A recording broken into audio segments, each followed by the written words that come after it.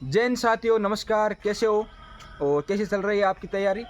आज अपन बात करने वाले हैं कि बहुत सारे स्टूडेंट के मैसेज आ रहे हैं इंस्टाग्राम पे कि सर हमें एक बार ये बता दो कि कौन से टॉपिक के कितने क्वेश्चन आएंगे सीईटी के अंदर 12th लेवल में, ताकि हम उस हिसाब से फिर टॉपिक को मतलब तैयार कर सकें।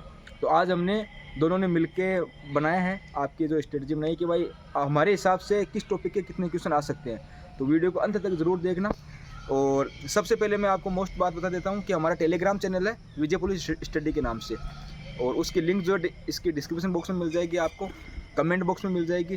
टेलीग्राम आप ज़रूर ज्वाइन करना। टेलीग्राम ज्वाइन करोगे तो आपको पता चलेगा कि वास्तव में आप सही जगह गए हो। इतना बढ़िया कंटेंट दे रहे हैं। राजस्थान पुलिस की आपकी मेडिकल तक की पूरी इन्फॉर्मेशन मिलेगी, कैसे आपको सीईटी में 40% लाने हैं, कैसे आपको पुलिस में सिलेक्शन लेना है, उसकी पूरी की पूरी रणनीति हम वहाँ पे बताते हैं। डे बाय डे आपको कैसे क्या आगे चलना है वो बताते हैं। तो ये होगी टेलीग्राम की बात। ज़रूर जुड़ जाना, बाद में आपको पछतावा होगा। अब हम ये आपको बात बता रहे हैं कि भाई मतलब सीईटी के अंदर ये जो टॉपिक है इसको किस तरीके से क्वेश्चन पूछे जा सकते हैं, कौन कौन से टॉपिक जो इंपॉर्टेंट है। तो सर आप पहले बताइए अपने हिसाब से। तो जो टॉपिक्स और जो सब्जेक्ट सीईटी में 2024 में थे वो तो इसमें भी है, जैसे 9 सब्जेक्ट जो कॉमन थे, लेकिन इस बार 3 टॉपिक्स नए ऐड हुए हैं। तो इस बार थोड़ा सा सिलेबस बढ़ा भी है। उन सारे सब्जेक्ट्स की अपन एक बार डिटेल में जान लेते हैं कि कौन से सब्जेक्ट्स हैं जो सीईटी 12th लेवल में आने वाले हैं। अब देखो, आपका ज़्यादा टाइम वेस्ट नहीं करेंगे, सबसे पहले मुद्दे की बात आते हैं। देखो, हमने आज आप चार्ट बनाया है भाई, उस हिसाब से आपके सीईटी के अंदर क्वेश्चन पूछे जा सकते हैं।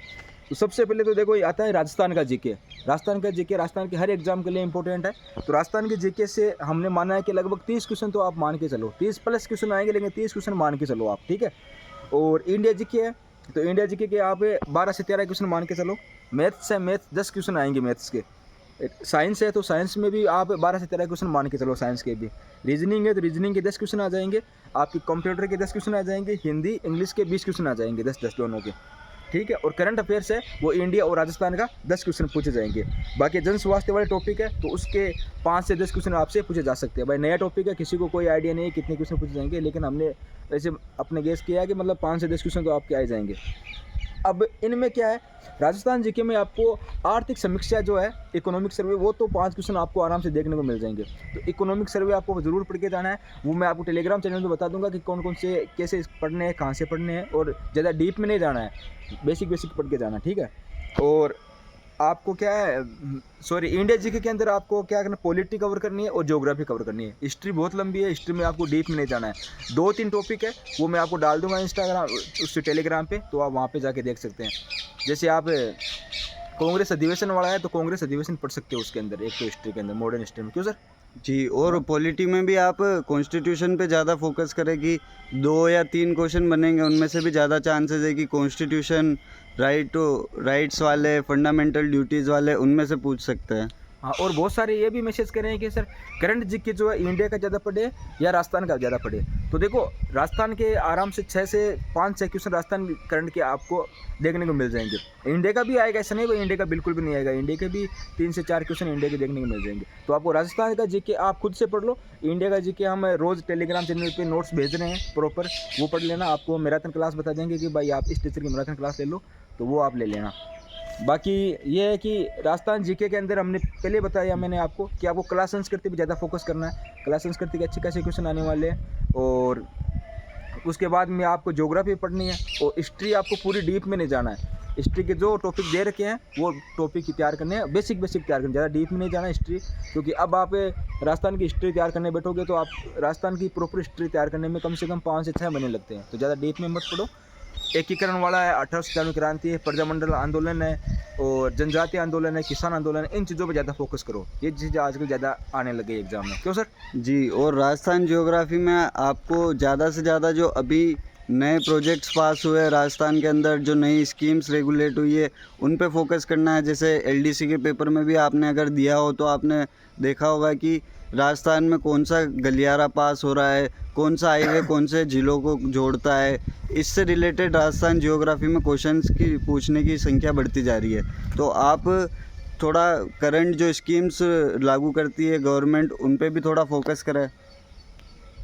और देखो, इसके अंदर जो आपका ये क्या बोल रहा हूँ, साइंस के अंदर जो है, साइंस के अंदर आपको पढ़ना है एक तो रासायनिक परिवर्तन, भौतिक परिवर्तन है, उससे आपको एक क्वेश्चन पक्का देखने को मिलेगा। एक लाइट वाला टॉपिक है अपना, उसमें एक क्वेश्चन पक्का देखने को मिलेगा। एक जो आइज है, आँख वाला टॉपिक है, आँख से एक क्वेश्चन पक्का आएगा देखना एग्जाम में। और अमल सार लवण वाला है, वो पढ़ लेना अच्छे से। जो अभिक्रिया दे रखी है उस सिलेबस में, वो अभिक्रिया आपको अच्छे से पढ़नी है। और उसके बाद में आपको मानव रोग पढ़ने हैं, और ये रक्त परिसंचरण तंत्र है, ये पढ़ लेना है। मतलब जो बेसिक इंपॉर्टेंट टॉपिक है वो आपको पहले पढ़ने हैं, ताकि एग्जाम में आए तो अपना उनमें क्वेश्चन गलत ना हो, ठीक है। तो एग्जाम में उनसे क्वेश्चन आए तो अपन जल्दी कवर कर पाए उनको। अब आप सीक्वेंस से पढ़ रहे हो, मान लो किसी टॉपिक से एग्जाम में क्वेश्चन नहीं आए तो फिर कोई मतलब ही नहीं रहता पढ़ने का। और अब हम आपको इंग्लिश के बारे में बताते हैं। अगर किसी की इंग्लिश वीक है और वो चाहता है कि कम से कम 2 से 4 क्वेश्चन सही हो जाए इंग्लिश में, तो आप ज़्यादा डीपली नहीं, लेकिन सिर्फ टेंस, एक्टिव पैसिव और डायरेक्ट इनडायरेक्ट, ये सब्जेक्ट्स भी पढ़ लोगे, और एक प्रीपोजिशंस, ये 4 टॉपिक अगर पढ़ लोगे तो आपके इंग्लिश में 10 में से कम 4 से 5 सही होने के चांसेस है। इसमें भी आपको ज़्यादा डीप से नहीं पढ़नी है। यूट्यूब पे बहुत सारी वीडियोस होती है ऐसी जो आपको शॉर्ट ट्रिक के माध्यम से बता देते हैं कि ये क्वेश्चंस कैसे सोल्व किए जाते हैं। तो आप यूट्यूब पे जाके ट्रिक्स के द्वारा भी ये सारी सीख सकते हैं कि कौन सा प्रीपोजिशन कहाँ यूज़ होगा, एक्टिव को पैसिव में कैसे चेंज कर सकते हैं। इससे आपको इंग्लिश सोल्व करने में बहुत ज़्यादा फ़ायदा होगा। बिल्कुल। और हिंदी में आप बोल रहे हो कि सर हिंदी में, तो हिंदी तो देखो लगभग मॉडरेट ही आने वाली, ज़्यादा हार्ड हिंदी नहीं आएगी। आपको खुद को पता है कि एलडीसी के अंदर कितनी सरल हिंदी आएगी, तो हिंदी ज़्यादा हार्ड नहीं आएगी। आप पर्यायवाची शब्द है, विलोम शब्द है, वाक्य शुद्धि है, और संधि है, सर्वनाम है, समास है, ये जो टॉपिक दे रखे हैं हिंदी में आपको सिलेबस में, वो कवर कर लो। हिंदी ज़्यादा हार्ड नहीं आएगी, क्यों सर? जी, हिंदी में आप आरएसएसबी का कोई भी पेपर उठा के देखें तो हिंदी बहुत मॉडरेट लेवल पे पूछी जाती है। हिंदी के अगर 20 क्वेश्चन होते तो उसमें से 2 क्वेश्चन ऐसे होंगे जो बहुत ज़्यादा हार्ड लगेंगे आपको, बाकी लगभग 18 क्वेश्चन ऐसे होते हैं जो सभी से सोल्व हो जाता है। बिल्कुल। और अभी से आप पुलिस की भर्ती की चिंता मत करो, पुलिस की भर्ती की हम पूरी इन्फॉर्मेशन आपको देंगे। अभी आपका लक्ष्य एक होना चाहिए, ओनली सीईटी में पास करो। सीईटी के बाद में अपन मिलके आगे पुलिस की भर्ती तक का प्लान बनाएंगे। तो पहले सीईटी पास करो। और भी आपको पुलिस से रिलेटेड बाई कोई डाउट है, सीईटी से रिलेटेड डाउट है, तो आप कमेंट जरूर कर देना, और टेलीग्राम चैनल पे जुड़ जाना। और हमारा इंस्टाग्राम अकाउंट है सर का और हमारा दोनों का टेलीग्राम अकाउंट है और इंस्टाग्राम अकाउंट है। आपको कोई भी डाउट हो तो आप वहाँ मैसेज कर सकते हो। और उनकी लिंक जो आपको इसके डिस्क्रिप्शन बॉक्स में मिल जाएगी, और टेलीग्राम चैनल की लिंक कमेंट बॉक्स में मिल जाएगी। धन्यवाद। धन्यवाद।